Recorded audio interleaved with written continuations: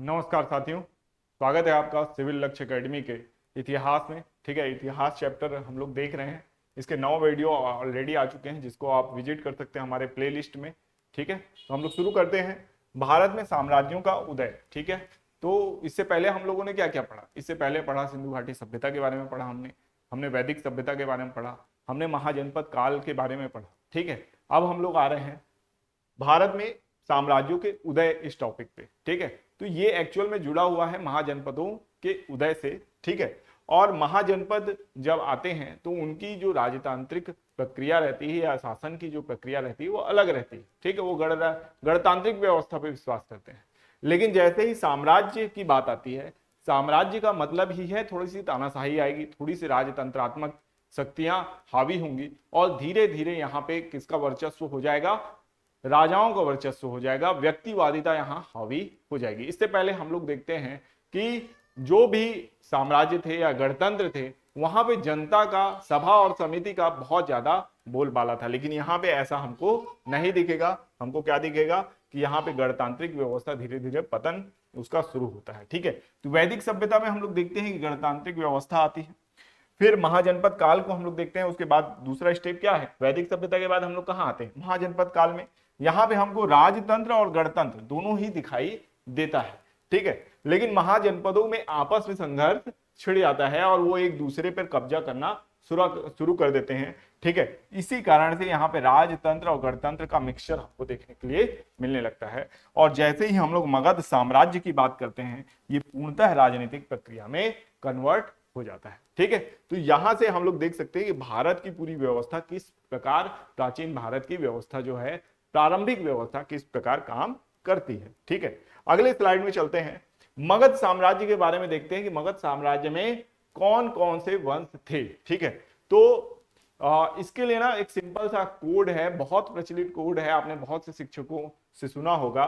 ठीक है, और एक बार सुन लेते हैं तो हमारे जो छात्र हैं उनको जल्दी याद हो जाता है छात्राओं के कंपैरिजन में, क्योंकि छात्रों से रिलेट करता है, छात्रों को ये चाहिए होता है। ठीक है, तो इसका मतलब है हसीन मासुका, हसीन मासुका। ठीक है, ये एक कोड है, कोड के रूप में ही इसको याद रखना है, ज्यादा भावनाओं में बहना नहीं है। ह से हर्यक वंश। ठीक है, सी से शिशुनाग वंश, न से नंद वंश आता है, मा से मौर्य वंश आता है, सु से सुंग वंश आता है और का से कण्व वंश आता है। ठीक है, मात्राओं से थोड़ी छेड़छाड़ की गई है ताकि आपको याद करने के लिए एक शब्द दिया जा सके, और हसीन मासुका से अच्छा शब्द मेरे ख्याल से कोई हो नहीं सकता। ठीक है, तो इसको आपको याद रखना है, हसीन मासुका। हसीन मासुका के हा में चलते हैं हम हर्यक वंश में, और जो हर्यक वंश है ये कहलाता है पितृहंता वंश। कौन सा वंश कहलाता है? ये पितृहंता वंश। पितृहंता वंश हम लोग इसे क्यों कहते हैं? कि क्योंकि इन्होंने पिता की हत्या की थी, यानी इनके जो राजा थे वो पिता की हत्या करते थे। और पिता की हत्या क्यों करते थे ये अगर आपको जानना है तो वीडियो में बने रहें। आगे मैं आपको बताने वाला हूं कि पिता की हत्या आखिरकार बच्चे क्यों कर देते थे। ठीक है, तो प्रथम शासक कौन था? बिंबिसार था। कौन था? बिंबिसार। इसकी हत्या होगी आगे चल के। ठीक है, तो बिंबिसार था। 545 ईसा पूर्व से 493 ईसा पूर्व तक इसका शासन काल था। कब से कब तक शासन काल था? याद रखना है, 545 ईसा पूर्व से 493 ईसा पूर्व तक। उपनाम इसका क्या था? उपनाम था श्रेणिक। ठीक है, उपनाम था इसका श्रेणिक। राजधानी क्या थी? गिरिव्रज। बहुत अच्छे से याद रखिएगा, राजधानी क्या थी? गिरिव्रज राजधानी थी इसकी। और धर्म जो इसने अपनाया था वो था बौद्ध धर्म। ठीक है, बौद्ध धर्म अपनाया था। और ये जो बिंबिसार जो शासक है ये गौतम बुद्ध का बहुत ही अच्छा मित्र भी था, इसको याद रखना है। लेकिन ऐसा नहीं था कि मित्र गौतम बुद्ध का था तो बाकियों को मारेगा पीटेगा, ऐसा कुछ नहीं था। ये क्या था? बाकी धर्मों के प्रति सहिष्णु था। सहिष्णु का मतलब होता है जैसे जैन और ब्राह्मण यानी हिंदू धर्म जो है उनको भी ये व्यापक रिस्पेक्ट देता था, पर्याप्त रिस्पेक्ट देता था। उनके प्रति कोई द्वेष की भावना इसके मन में नहीं थी। तिर्यक नीति को अपनाया था। तिर्यक नीति ये बहुत इंपॉर्टेंट है और ये आपकी जुड़ती है किससे? पितृहंता। ठीक है, पिता की जो हत्या होती है, ये पितृहंता जो नाम आता है, ये तिर्यक नीति से भी कहीं ना कहीं जुड़ाव रखता है। तिर्यक नीति अपनाई क्यों गई थी? साम्राज्य विस्तार हेतु अपनाई गई थी। ठीक है, इसको याद रखना है। और तिर्यक नीति में क्या क्या आता है? युद्ध, विवाह और मैत्री। ठीक है, तिर्यक नीति में क्या क्या शामिल है? युद्ध, विवाह और मैत्री। साम्राज्य का विस्तार करना है, या तो मैं युद्ध करके पूरे क्षेत्र को जीत लूंगा, या तो उस बगल वाला राज्य है उसकी कन्या से विवाह कर लूंगा, या फिर क्या करूंगा, उस राजा से मैं दोस्ती कर लूंगा और अपनी शर्तों पे काम उससे करवाऊंगा। ठीक है, तो ये सारी नीति अपनाता था कौन? बिंबिसार। ठीक है, इसका दरबारी कवि कौन था? इसका दरबारी कवि था जीवक। ठीक है, जीवक आयुर्वेद आचार्य था और दरबारी कवि भी था। ये बहुत से लोगों का इलाज करता है, कभी भी किसी को समस्या आ जाती है तो इलाज करने के लिए कौन जाता है? जीवक जाता है, जिससे कि पड़ोसी देशों से, राज्यों से भी संबंध अच्छे होते हैं।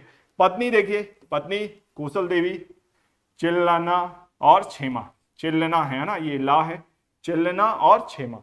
ठीक है, तो ये तीन इसकी पत्नियां थी जो कि पटरानी या रानी के दर्जे की थी। उसके अलावा भी बहुत सी पत्नियां होंगी जिनकी चर्चा नहीं मिलती हमको। ठीक है, नगर बसाया था इसने राजगृह। राजगृह नगर को किसने बसाया था? वो बसाया था आपका बिंबिसार ने, याद रखना है, बिंबिसार ने बसाया था। अंग और चंपा ये महाजनपद हुआ करते थे, इनको युद्ध द्वारा इनको विलय कर लिया था। मैंने बताया था आपको कि गौतम बुद्ध कौन थे? इसके मित्र थे। ठीक है, बिंबिसार ने इस सब के बावजूद भी किसको महत्व दिया? तो कुशल प्रशासन को महत्व दिया था भाई। किसे महत्व दिया था? कुशल प्रशासन को महत्व दिया था। ठीक है, और बेलूवन उद्यान को गौतम बुद्ध को दान में दे दिया था। भाई मित्र थे ना इनके, तो दान में किसको दिया? बेलूवन उद्यान को दे दिया। किसको? गौतम बुद्ध को। जाओ भाई वहां पे क्या बनाओ? अपनी विहार, बौद्ध विहार बनाओ, बौद्ध भिक्षुओं को शिक्षित करो, तुम बहुत ज्यादा योग्य व्यक्ति हो। ठीक है, और आपने ज्ञान की प्राप्ति की है, तो उस ज्ञान को फैलाने के लिए बेलूवन उद्यान को इन्होंने दान में दिया। सर सब कुछ तो हो गया, अब तो अजात शत्रु आ रहा है, अब तो बता दो कि यानी बिंबिसार की हत्या क्यों हुई थी? तो बिंबिसार की हत्या के लिए पीछे जाना पड़ेगा। बिंबिसार की हत्या हुई थी विवाह की वजह से। ठीक है, अब आप बोलोगे विवाह की वजह से हत्या क्यों हुई थी? कारण यह है कि मान लीजिए कि पहली रानी जो थी, हम लोग मानते हैं कि कोई इसकी जो पहली रानी होगी, है ना, वो कौशल देवी थी। दूसरी रानी कौन हुई? चिल्लना, क्षेमा, ये तीन लोग थे। ठीक है, अगर हम मान लेते कि जो कौशल देवी से विवाह बहुत पहले हुआ होगा और उनका पुत्र होगा कौन? अजातशत्रु। ठीक है, अब अजातशत्रु बड़ा हो रहा है ना, जवान हो रहा है, उसकी भी इच्छाएं आकांक्षा होंगी। लेकिन जब भी बिंबिसार किसी राज्य को जीतता था या वहां से विवाह का कोई प्रस्ताव आता था, तो वो अपने बेटे को आगे करने की बजाय क्या करता था? खुद शादी कर लेता था। ठीक है, बेटे की उम्र निकली जा रही थी और शादी नहीं हो पा रही थी। बहुत बड़ा कारण है भाई ये हत्या करने का, ऐसा किसी पिता को नहीं करना चाहिए। ठीक है, लेकिन बिंबिसार ने ये गलती की थी। ठीक है, इसलिए अजातशत्रु ने तंग आकर अपने पिता की हत्या कर दी। क्यों? क्योंकि बिंबिसार, मान लीजिए कि बिंबिसार इस समय कहाँ होता है, यानी आज के डेट में होता। ठीक है, अजातशत्रु भी होता। अजातशत्रु की कोई फ्रेंड है, कॉलेज में पढ़ती, दूसरे राज्य की राजकुमारी है। ठीक है, और बिंबिसार ने क्या किया? वहां उस राज्य से बात की और शादी का प्रस्ताव आया। अब अजातशत्रु की दोस्त से कौन शादी कर ले रहा है? बिंबिसार। कितनी गलत बात है बताइए। जिस दोस्त को के गले में वो हाथ डाल के घूमता रहा होगा, उसी दोस्त को अब क्या बोलना पड़ेगा? मम्मी मम्मी बोलना पड़ेगा। तो बर्दाश्त नहीं कर पा रहा था बिंबिसार, ये है ना, बिंबिसार नहीं अजातशत्रु। तो इसको याद रखना है आपको। ठीक है, तो अजातशत्रु को याद रखेंगे। अजातशत्रु ने अपने पिता की हत्या कर दी थी। किसकी हत्या की थी? बिंबिसार की हत्या कर दी थी, याद रहेगा। ठीक है, अजातशत्रु के बाद हम लोग चलते हैं, बिंबिसार के बाद चलते हैं अजातशत्रु में 493 ईसा पूर्व से 461 ईसा पूर्व तक इसका शासन था। ठीक है, अब हमने बिंबिसार को देखा था, उसका नाम क्या था? उपनाम श्रेणिक था। इसका उपनाम क्या था? कुड़िक। याद रखना है, दोनों को कंपेयर करके पढ़ना है। ठीक है, तो बिंबिसार का उपनाम क्या था? श्रेणिक, और अजातशत्रु का कुड़िक था। राजधानी क्या थी इसकी? राजगृह। राजगृह किसने बसाया था? बिंबिसार ने बसाया था। राजधानी किसने बनाया? अजातशत्रु ने बनाया। धर्म इसने भी कौन सा अपनाया? बौद्ध धर्म अपनाया। ये भी साम्राज्यवादी प्रकृति का राजा था। ठीक है, मगध का उत्कर्ष काल किस काल को माना जाता है? आपके अजातशत्रु के काल को माना जाता है।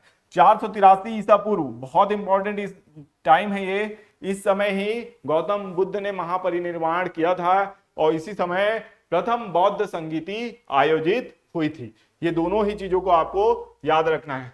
जो बिंबिसार के का पुत्र था अजातशत्रु बहुत योग्य था, युद्ध कौशल में बहुत निपुण था। इसने 2 हथियार बनाए थे जो आगे चल के बाहुबली मूवी में उपयोग हुए, ठीक है। उसका नाम है रथ मूसल और महाशिला कंटक, ठीक है। तो बाहुबली मूवी में दिखाया गया है रथ के बगल में पहिए में क्या लगा रहता है, बहुत बड़े बड़े भाले लगे रहते हैं, चाकू लगे रहते हैं। जो हमारा भिल्लाल देव था वो जब उसमें बैठ के चलता है तो जितने विरोधी सैनिक रहते हैं वो कटते उसे चले जाते हैं। और महाशिला कंटक हमारा कौन यूज करता है, बाहुबली यूज करता है, जिसमें वो अपने क्या कहते हैं कपड़े को, बहुत बड़े बड़े जो कपड़े थे, साड़ियां वगैरह थी, उसको किसमें, चट्टान में बांध के फेंकता है। तो जिस हथियार से चट्टान फेंकाता है उसी को क्या बोलते हैं, महाशिला कंटक। उसमें कांटे भी रहते हैं चट्टान में, तो चट्टान जहां जहां भी गिरेगा वहां पे सेना साफ हो जाएगी, ठीक है। इन हथियारों का प्रयोग किसने किया था, अजातशत्रु ने किया था। काशी और वज्जी को जीता था इसने, ठीक है। लेकिन इससे भी एक गलती हुई, इससे भी वही गलती हुई जो कौन कर रहा था, जो बिंबिसार कर रहा था। इसको भी जब मौका मिला शादी करने का तो ये भी अपने पुत्र की ओर ध्यान नहीं दिया, ये भी क्या कर रहा था, खुद ही शादी करना शुरू कर दिया सारी कन्याओं से। जो भी अब उदयन भी इस बात से त्रस्त हो गया कि सारी लड़कियों से शादी कौन कर ले रहा है, मेरा पिता कर ले रहा है, मेरी बारी कब आएगी। तो अपनी बारी लाने के लिए इसने क्या किया, अपने पिता की हत्या कर दी, ठीक है। तो उदयन ने भी किसकी हत्या की, आपकी अजातशत्रु की हत्या की। तो बिंबिसार की हत्या किसने की, अजातशत्रु ने। अजातशत्रु की हत्या किसने की, उदयन ने की, ठीक है, या उदयन ने की, दोनों ही इसका नाम है, ठीक है। तो इस कारण से इस वंश को क्या बोला जाता है, आपका पितृहंता वंश बोला जाता है, ठीक है। आगे हम लोग देखते हैं कि उदयन का उपनाम क्या था, उदयभद्र। और याद रखिए इससे पहले अजातशत्रु का उपनाम क्या था, कुड़िक था। उससे पहले बिंबिसार का उपनाम क्या था, श्रेणिक था। तो तीनों को याद रखना है। राजधानी क्या है इसकी, पाटलिपुत्र है। राजधानी क्या है, पाटलिपुत्र। याद रखना है पाटलिपुत्र को राजधानी बनाने वाला शासक कौन है, पहली बार राजधानी बनाने वाला शासक कौन है, उदयन। पूछा जाता है एग्जाम में। इसके पुत्र कितने हुए, इसके पुत्र हुए 3, अनिरुद्ध, मुंडक और नागदशक। इसने धर्म अपनाया, इसने धर्म अपनाया कौन सा, बौद्ध नहीं, इसने जैन धर्म को अपनाया था। इसने किस धर्म को अपनाया था, जैन धर्म को अपनाया था। ये बात याद रखना है। क्या उदयन की भी हत्या हुई, नहीं। उदयन बहुत समझदार व्यक्ति था। उदयन जब आया शासन में तो इसको पता था कि मेरे पिता ने क्या गलती की थी, मेरे पिता ने ये गलती की थी कि उसने मेरी शादी नहीं कराई थी, इसलिए मैं क्या कर रहा था, पिता की हत्या कर दिया था। और मेरे दादा ने भी यही गलती की थी, अगर मैं भी यही गलती करूंगा तो मेरा बेटा क्या करेगा, सबसे पहले मेरी गर्दन काटेगा। तो उसने क्या किया, सबसे पहले अपने बेटे की ही शादी कराई। जहां पे भी कोई संधि होती थी सारे बेटों की शादी कराता था, अपना पीछे रहता था, बोलता था कि हमारे लिए रानियां ही काफी हैं जो हमारी पहले से हैं, ठीक है। तो अपने बेटों की शादी कराई, इसलिए इसकी हत्या फिर नहीं हुई। और बाद में अंतिम जो शासक आता है वो नागदशक आता है। इसको याद रखना है, नागदशक को 445 ईसा पूर्व से 412 ईसा पूर्व तक, ठीक है। तो इसके साथ ही ये पूरा वीडियो जो हम लोगों ने देखा ये पूरा समाप्त होता है। इसका कोड आपको याद रखना है। कोड कौन सा है, हसीन मासूका। एकदम बेहतरीन कोड मैंने बनाया है और इसकी स्टोरी से भी लिंक करता है क्योंकि ये शादियां कर ले रहे हैं, मासूका के पीछे दीवाने हैं, ठीक है।